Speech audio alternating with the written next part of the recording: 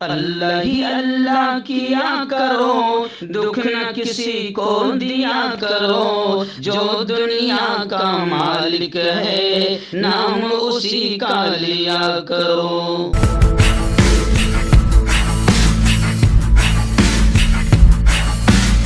जोड़ों की पुरानी से पुरानी लाइलाज तकलीफ जैसे घुटनों का दर्द, पीठ और कमर का दर्द, कंधे, गर्दन और पैरों में दर्द के लिए संधि प्लस देसी शिफा लाए हैं मर्द और औरतों के तमाम गुप्त रोगों का इलाज। पहली खुराक में हैरत अंगेज़ असर देखें। अगर आप हमसे इंडिया और इंडिया से बाहर दवाई हासिल करना चाहते हैं, स्क्रीन पर दिए गए नंबर पर कांटेक्ट करें। Thank you. अस्सलामु अलैकुम वरहमतुल्लाहि वबरकातुहू। नाज़रीन, इस्तक़बाल है, स्वागत है आपका viral news live studio Jalgaon, Maharashtra, India में। मैं आपका मेज़बान मुफ्ती मोहम्मद हारून नदवी। आइए प्यारे मुल्क भारत की बहुत ही ख़ास बड़ी 10 अहम खबरों पर नज़र डालते हैं। जी नाज़रीन, सबसे पहले मैं अपील करूंगा कि जो साथी नए हैं और अभी तक इस बेबाक सच्चे चैनल से जुड़े नहीं हैं, अगर आप चाहते हो कि आपको मुल्क भारत की और पूरी दुनिया की सही और सच्ची खबरें देखने और सुनने को मिलें, तो फिर आप इस चैनल से जुड़ जाइए। सब्सक्राइब कर लीजिए हमारे इस चैनल को, बेल आइकॉन घंटी के बटन को भी दबा दीजिए ताकि हमारी हर वीडियो, हर खबर आपको आपके मोबाइल पर मिल सके। और हाँ नाज़रीन, हम हर रोज़ एक अपील करते हैं कि प्लीज़, एक प्राइवेट चैनल है और चैनल चलाने के लिए पूरी एक टीम काम करती है, बड़ा रुपया पैसा खर्च होता है। अगर आप चाहते हो कि ऐसे चैनल जो जुल्म और जालिमों के ख़िलाफ़ बेबाक अंदाज में बोल रहे हैं, अगर आप चाहते हो कि ऐसे चैनल मजबूत हों, बाकी रहे, आगे बढ़ें, तरक्की करें, तो प्लीज़ आप चैनल की फाइनेंशियल हेल्प, माली ताउन, माली मदद ज़रूर कीजिए। स्क्रीन पर हमारे चैनल का बैंक अकाउंट नंबर भी दिया जाता है, और अगर आप ऑनलाइन पैसा भेजकर मदद करना चाहते हैं तो गूगल पे, फ़ोनपे और पेटीएम तीनों का एक ही नंबर है 9923223361। अल्लाह ने जो भी आपको ताकत दी है, उस एतबार से आप हर दिन या हफ्ते या महीने में एक बार ही सही 200, 500, 1000 रुपये जो आप पाबंदी से मदद कर सकते हैं करें और चैनल को मजबूत करें, चैनल की मदद करें। आइए नाज़रीन, पहली बड़ी खबर इस वक्त मेरी निगाहों के सामने रियासत महाराष्ट्र की आ रही है। जी हाँ, मैं आपको बता दूं कि लाउड स्पीकर को लेकर जो घटिया और नीच पॉलिटिक्स की जा रही थी और कुछ मरे हुए लोग सियासी एतबार से जिंदा होने की कोशिश कर रहे थे, उनके मुंह पर ज़बरदस्त ज़ोरदार तमाचा पड़ा और गृह मंत्री दिलीप वलसे पाटिल ने बाकायदा एक मीटिंग हुई। उस मीटिंग के बाद में अब रियासत महाराष्ट्र के महाविकास अघाड़ी सरकार की जानिब से ऐलान कर दिया गया कि हुकूमत लाउड स्पीकर नहीं हटा सकती। लाउड स्पीकर मामले पर वज़ीर दाखिला की ऑल पार्टी मीटिंग हुई, जिसका बीजेपी ने बायकाट किया और आदित्य ठाकरे ने तो साफ तौर से कहा कि एक फिरके के लिए कानून नहीं बना सकते। जी हाँ, राज ठाकरे अपने फैसले पर अमल दरामद के लिए बजिद हैं। यानी राज ठाकरे का कहना है कि बस ये तो होकर रहेगा जैसा इनका राज है, लेकिन महाविकास अघाड़ी सरकार ऐसे किसी भी शरारती तत्व को कामयाब होने नहीं देगी। फडणवीस ने इस मीटिंग को लेकर ये कहा कि हनुमान चालीसा पढ़ना अगर मुल्क से गद्दारी है तो हम इसे रोज़ पढ़ेंगे। तो हम कहते हैं रोज़ पढ़, जितना पढ़ना है उतना पढ़। हनुमान चालीसा शायद याद भी नहीं होगा, लेकिन खैर सबको हनुमान चालीसा पढ़ने की इजाज़त है, अपने अपने घर में पढ़े, लेकिन हनुमान चालीसे को दंगे और फसाद के लिए इस्तेमाल न करें। जैसे राम जी, भगवान राम को आतंकी जहन के लोग दंगे और फसाद के लिए राम जी का नाम इस्तेमाल कर रहे हैं, तो ये तो राम जी का भी अपमान है। तो आप हनुमान चालीसा पढ़ें, आप जय श्री राम के नारे खूब लगाएं, अपने घरों में लगाएं। माहौल ख़राब और दंगे और फसाद के लिए अगर आप राम जी के नारे लगाएंगे तो राम जी भी आपको जूते मारेंगे कि मैं तो अमन का पुजारी हूँ, मैं अमन और शांति का प्रेमी हूँ, तो मेरे नाम को दंगे और फसाद के लिए इस्तेमाल कर रहे हो। तो अब हुकूमत महाराष्ट्र ने कह दिया कि हुकूमत लाउड स्पीकर नहीं हटा सकती।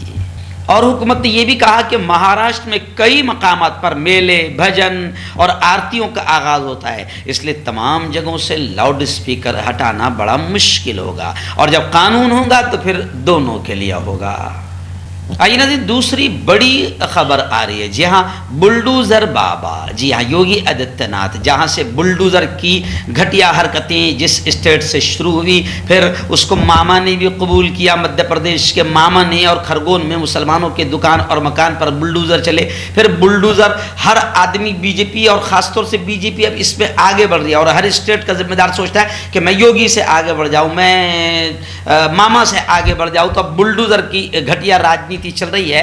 तब बुलडोज़र की घटिया राजनीति को लेकर एक बड़ी अफसोसनाक खबर आ रही है कि उत्तर प्रदेश का एक बड़ा मशहूर मारूफ दीनी दरसगाह है, बरेलवी मकतब फ़िक्र की अल जामियतुल अशरफिया मुबारकपुर। मैंने भी जब वहाँ प्रोग्राम में मैं गया था, एक बयान के लिए गया था सिगड़ी वहीं पर करीब, तो वहाँ मैं खुद जामियतुल अशरफिया मुबारकपुर को अपनी आंखों से देखा हूँ। बड़ा अजीम इदारा है। आखिर योगी का बुलडोज़र इस मदरसे पर भी चल गया। मामला अदालत में ज़ेर गौर होने के बावजूद 30 साल पुरानी वहाँ पर टीचर कॉलोनी है, इस पर कार्रवाई की गई। पूरे इलाके में गम गुस्से की लहर दौड़ गई। मकामी लोगों की मुदाखलत के बाद कार्रवाई पर कुछ दिनों के लिए रोक लगा दी गई है।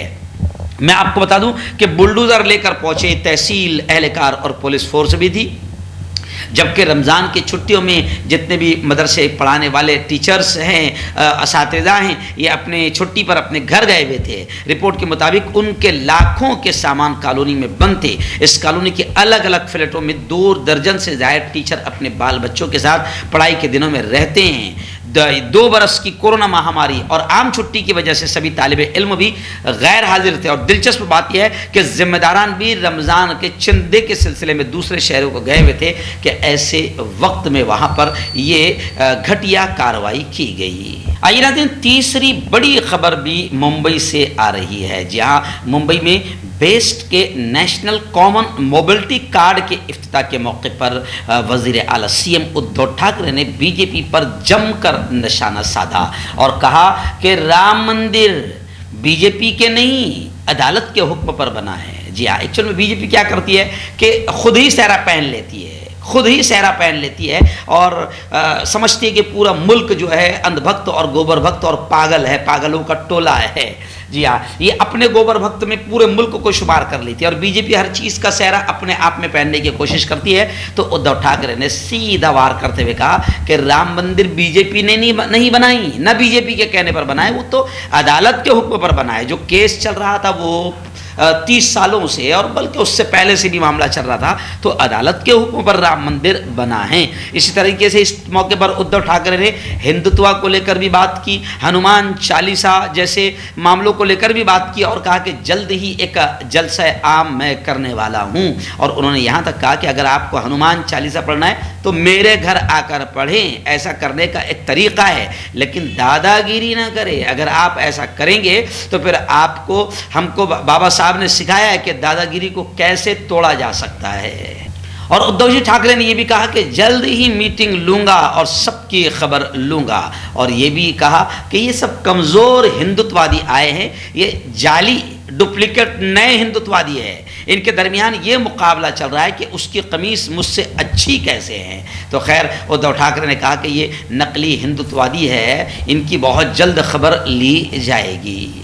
नज़ीर, इस वक्त बड़ी खबर आ रही है रियासत गुजरात से। जी हाँ, आप जानते हैं कि एक नौजवान हार्दिक पटेल जो हंगामों से शोहरत और पब्लिसिटी जिसे मिली थी, उस हार्दिक पटेल की एक और बड़ी खबर आ रही है। जी हाँ, हार्दिक पटेल अब भगवा शाल ओढ़े हुए नज़र आ रहे हैं और उन्होंने अपनी पिक्चर से, बायो से लफ्ज़ कांग्रेस भी हटा लिया। कांग्रेस से नाराज़ चल रहे पाटीदार लीडर हार्दिक पटेल ने एक कदम बढ़ाकर कांग्रेस में खलबली मचा दी है और अब खबर आ रही है कि हार्दिक पटेल ने अपने व्हाट्सएप अकाउंट और टेलीग्राम से बायो लफ्ज़ से कांग्रेस हटा दिया। इसके अलावा उन्होंने इन दोनों सोशल मीडिया प्लेटफॉर्म पर अपने डिस्प्ले पिक्चर भी तब्दील की है, जिसमें वो भगवा ओढ़े हुए नजर आ रहे हैं। और उन्होंने एक प्रेस कॉन्फ्रेंस में बहुत सारी ऐसी बातें कही जिससे वो कांग्रेस के से नाराज़गी जाहिर कर रहे हैं। वहीं पर उन्होंने एक जुमला ये कहा कि पार्टी को उनका इस्तेमाल करना चाहिए, हार्दिक पटेल ने एक और बात कही कि कांग्रेस के मुकाबले बीजेपी में फैसले ज़्यादा तेज़ी से लिए जाते हैं। पाटीदारों के रिजर्वेशन के लिए गुजरात में बड़ा एहतजाज शुरू करने वाले हार्दिक ने रोजनामा भास्कर को इंटरव्यू देते हुए बहुत सारी ऐसी बातें कही है जिससे ये चिमगोइयाँ हो रही है कि वो बहुत जल्द भगवा ओढ़े बीजेपी का दामन थाम सकते हैं। आइए नाज़रीन, गुजरात की ही एक बड़ी खबर आ रही है। जी हाँ, मगर हमारी गोदी मीडिया इस पर बिल्कुल भी भौंकने का हक अदा नहीं करेगी। गुजरात से खबर आ रही है कि गुजरात की कांडला बंदरगाह पर बड़ी मिकदार में हीरोइन जब्त हुई है। आपको याद है कि अडानी के पोर्ट पर भी हजारों करोड़ की हीरोइन पकड़ी गई थी, मगर हमारी गोदी मीडिया ने भौंकने का हक अदा नहीं किया था क्योंकि अडानी के पोर्ट पर वो पकड़ी गई थी।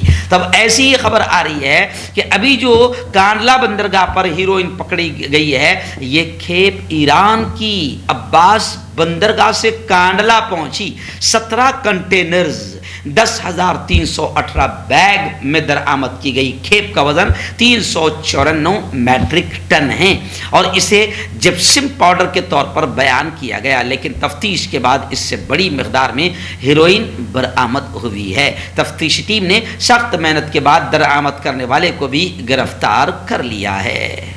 आइए नाज़रीन, रियासत मध्य प्रदेश की एक बड़ी दर्दनाक अफसोसनाक खबर आ रही है। जी हाँ, मध्य प्रदेश में जहाँ खरगोन से बुलडोज़र मामा शुरू हुआ और बुलडोज़र चलने शुरू हो गए हैं, तो अब एक अजीब खबर आ रही है कि मध्य प्रदेश में एक हिंदू लड़की से शादी करने पर मुस्लिम लड़के के घर पर बुलडोज़र चला दिया गया। मध्य प्रदेश के ज़िला डिंडोरी में एक मुस्लिम शख्स के साथ हिंदू लड़की की शादी के खिलाफ अहले खाना की जानिब से शिकायत दर्ज कराई गई थी, लेकिन हाई कोर्ट ने पुलिस को किडनैप के मामले में उस शख्स के खिलाफ कोई कार्रवाई न करने का हुक्म दिया। ताहम जिला इंतजामिया ने 15 दिन पहले उस मुस्लिम शख्स की 3 दुकानें और एक मकान मिसमार कर दिया था, गिरा दिया था। 22 साल साक्षी साहू ने मध्य प्रदेश हाई कोर्ट की जबलपुर बेंच में दरखास्त दायर की थी, जिसकी सरबराही की गई। उन्होंने इस बात को हाईलाइट किया कि अर्जी गुजार बालिग हैं जिसने अपनी मर्जी से आसिफ खान से शादी की है। द क्विंट हिंदी की रिपोर्ट के मुताबिक 4 अप्रैल को पुलिस ने साक्षी साहू के भाई मोहित साहू की शिकायत पर आसिफ खान के खिलाफ किडनैप जबरन उसूली का मुकदमा दर्ज किया। साक्षी 4 अप्रैल को आसिफ के साथ फरार हो गई थी। 7 अप्रैल को साक्षी और आसिफ की शादी छत्तीसगढ़ के दंतेवाड़ा के एक मंदिर में हुई, जब मध्य प्रदेश के इंतजामिया ने गैर कानूनी तामीरात का हवाला देते हुए आसिफ खान की दुकान मकान पर बुलडोज़र चला दिया। यानी बुलडोज़र चलाने की नीच और घटिया राजनीति कानून के आड़ में मुसलमानों के दुकान और मकानों पर बुलडोज़र चलाया जा रहा है और कानून का सहारा लिया जा रहा है। नाज़रीन, रियासत उत्तर प्रदेश के इल्मी तहरीक शहर देवबंद से बड़ी खबर आ रही है। जी हाँ, देवबंद में गोश्त ताजिरों ने दूसरे दिन भी गुज़िश्ता कल हड़ताल जारी रखी। गोश्त के शौकीन रोज़ेदारों को सख्त परेशानी हुई और चिकन की दुकानों पर काफ़ी भीड़ नज़र आई। गोश्त के ताजिरों ने बंद रखकर ये इल्ज़ाम लगाया है कि समाजवादी पार्टी, जिसने हाल ही में छोड़ा, जिसका नाम है सिकंदर, वो उनसे गैर कानूनी तौर पर वसूली करना चाहता है। पैसे न देने पर उनकी दुकानों पर बुलडोज़र चलाने की धमकी देता है। एक्चुअल में बुलडोज़र की घटिया राजनीति बड़ी अजीब चल रही है, बस बुलडोज़र की धमकियां दी जा रही है। तो गोश्त ताजिरों ने इस मामले को लेकर कोतवाली में तहरीर देकर सिकंदर अली के खिलाफ कार्रवाई करने की मांग की और कहा कि अगर सिकंदर अली के खिलाफ कार्रवाई नहीं होती है तो वो अपनी हड़ताल को बदस्तूर जारी रखेंगे। उनका कहना है कि वो लाइसेंस के साथ गोश्त फरोख्त करने का काम करते हैं, लेकिन इसके बावजूद उन्हें डराया धमकाया जा रहा है। उधर सिकंदर अली ने अपने ऊपर लगे हुए तमाम इल्ज़ामात को बेबुनियाद बताया, लेकिन ये तो ऐसे ही लग रहा है कि इस घर को आग लग गई, घर के चिराग से। लोग सोशल मीडिया पर कमेंट कर रहे हैं कि गोश्त के मुसलमान ताजिरों को सताने वाले कोई गैर मुस्लिम नहीं है, बल्कि इस घर को आग लग गई, घर के चिराग से सताने वाले भी मुसलमान ही है। आइए नाज़रीन, बड़ी खबर आ रही है। जी हाँ, अमरावती से सांसद नवनीत राणा और उनके शौहर रवि राणा है हनुमान चालीसा पढ़ने के लिए अपनी घटिया सियासत को चमकाने के लिए मुंबई पहुंचे थे, आखिर गिरफ्तार कर लिए गए। अब बॉम्बे हाई कोर्ट ने भी नवनीत राणा को जबरदस्त फटकार लगाई। दर्ज एफआईआर को इन्होंने मनसूख करने की दरखास्त दी थी, जिसे कोर्ट ने खारिज कर दिया। यानी बॉम्बे हाई कोर्ट से नवनीत राणा को कोई राहत नहीं मिली। नवनीत राणा को अवामी मकाम पर हनुमान चालीसा पढ़ने पर सरजनिश की गई। अदालत ने कहा कि अवामी जिंदगी में उनकी जिम्मेदारी ज्यादा होती है। तो ये मोहतरमा अमरावती से हनुमान चालीसा पढ़ रही थी, वहां पर अपनी घटिया सियासत चमकाने के लिए गई थी, गिरफ्तार कर ली गई। अदालत ने इन्हें कहा कि वहां की जहां की सांसद हो वहां पर कुछ अच्छे काम करो, यहाँ कुछ नहीं की इस नवनीत राणा ने। और वैसे भी इसके बारे में आता है कि इस पर फ्रॉड का केस दाखिल हुआ था, क्योंकि ये बाकायदा इसने अपने डॉक्यूमेंट्स भी डुप्लीकेट और जाली डॉक्यूमेंट्स बनाए थे, जिस पर बाकायदा औरंगाबाद हाई कोर्ट ने शायद 2 लाख रुपए का जुर्माना भी ठोका था। तो ये ऑलरेडी फ्रॉडी, सोशल मीडिया पर लोग लिख रहे हैं कि ये फ्रॉडी है, और अब ये फ्रॉडी जो है कुछ काम नहीं करती है लोगों का, और अब बिल्कुल हनुमान चालीसा के नाम पर थोड़ा सा शोहरत हासिल करना चाह रही थी, या किसी के इशारे पर काम करके पब्लिसिटी चाह रही थी। आखिर गिरफ्तार कर ली गई और बॉम्बे हाई कोर्ट ने भी इसे फटकार लगाया। आइए नजर, यकसा civil code, common civil code को लेकर फिर शरारतें बढ़ रही है। एक्चुअल में इस हुकूमत ने तय कर लिया है कि विकास तो इनकी ताकत ही नहीं कि ये मुल्क का भला कर सके, विकास कर सके, इसलिए अब गैर जरूरी मुद्दों को उठाया जा रहा है। हिजाब कोई मुद्दा नहीं, हनुमान चालीसा कोई मुद्दा नहीं, लाउड स्पीकर कोई मुद्दा नहीं, मगर मोदी जी की खामोशी खुद बता रही है कि वो ऐसे गैर जरूरी मुद्दों पर खामोश रहकर वो बाकायदा शरीर लोगों को की हिम्मत बढ़ा रहे हैं। अब यकसा सिविल कोड भी कोई मुद्दा नहीं, लेकिन अब धीरे धीरे एक एक मुद्दे निकालते रहना है और मुल्क को इसी में उलझा कर रखना है। तो अभी हिमाचल प्रदेश के वजीर आला ठाकुर ने पीर को कहा कि उत्तराखंड और यूपी की हुकूमतों की तरफ से यकसा सिविल कोड मुतारफ कराने के ऐलान के बाद रियासती हुकूमत के एहलकार यकसा सिविल कोड से मुताल्लिक तजवीज़ का मुताला कर रहे हैं। वहीं पर मैं आपको बता दूं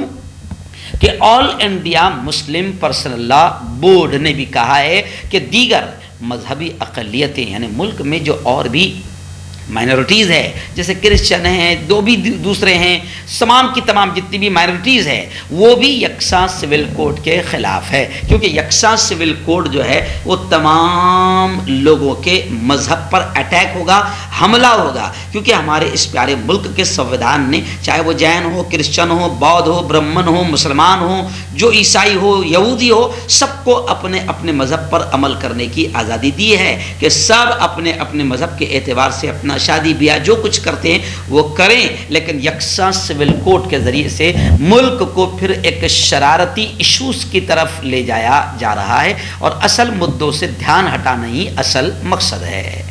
आइए नाज़रीन, आखिरी बड़ी खबर इस वक्त मेरी निगाहों के सामने आ रही है। जी हाँ, एमएलए विधायक जिग्नेश मेवानी, जिन्हें बाकायदा आसाम पुलिस ने यहाँ से गिरफ्तार करके ले गई, जिस पर काफ़ी हंगामा हुआ, और अब खबरें आ रही है कि जिग्नेश मेवानी रिहा होते ही फिर गिरफ्तार कर लिए गए। गुजरात के कांग्रेस के एमएलए जिग्नेश मेवानी के सितारे गर्दिश में हैं। उन्हें आसाम पुलिस ने एक विवादित मुतनाज़ ट्वीट के सिलसिले में गिरफ्तार किया था। ताहम अदालत ने उन्हें इस मामले में जमानत दे दी थी, लेकिन बरपेटा पुलिस उन्हें छोड़ने के मूड में नहीं है। उन्हें एक और केस में फौरन गिरफ्तार कर लिया गया। जनसत्ता की खबर के मुताबिक आसाम पुलिस ने पीएम नरेंद्र मोदी के खिलाफ काबिल एतराज़ तबसरा करने, कमेंट करने पर जिग्नेश मेवानी के खिलाफ मुकदमा दर्ज किया था। उन्होंने कहा था कि वज़ीर आज़म नरेंद्र मोदी गांधी जी को कत्ल करने वाले नाथुराम गोडसे को अपना भगवान मानते हैं। उन्हें गुजरात में फ़िरक़ावाराना तसादुम के खिलाफ अमन और हम आहंगी की अपील करनी चाहिए। उनको गुजरात से गिरफ्तार करके कोकराझार ले जाया गया और आज उन्हें वहां की अदालत में पेश किया गया। क्यों होता है जोड़ों में दर्द, क्यों रहती है जोड़ों में जकड़न, क्यों हो जाती है जोड़ों में सूजन, क्यों बन जाती है जोड़ों में गांठ, क्यों थम सी जाती है जिंदगी। जोड़ों की पुरानी से पुरानी लाइलाज तकलीफ जैसे घुटनों का दर्द, पीठ और कमर का दर्द, कंधे, गर्दन और पैरों में दर्द के लिए संधि प्लस प्लस एक संजीवनी बूटी की तरह है, या यूं कहे कि एक स्थायी इलाज साबित हो चुका है। लाखों लोग इसे अपना चुके हैं और दर्द पर विजय प्राप्त कर चुके हैं। जब हम नियमित रूप से संधि प्लस प्लस से मालिश करते हैं तो त्वचा इसे तुरंत ऑब्जर्व करके जोड़ों के सूक्ष्मतम अवस्था में पहुंचा देती है, जिससे जोड़ों में ब्लड का सर्कुलेशन बढ़ जाता है और जोड़ों के मांसपेशियों में मजबूती आती है। आंतरिक सूजन समाप्त हो जाती है, जिससे दर्द में आराम तो मिलता ही है, साथ ही साथ जोड़ों में नई शक्ति भी आती है।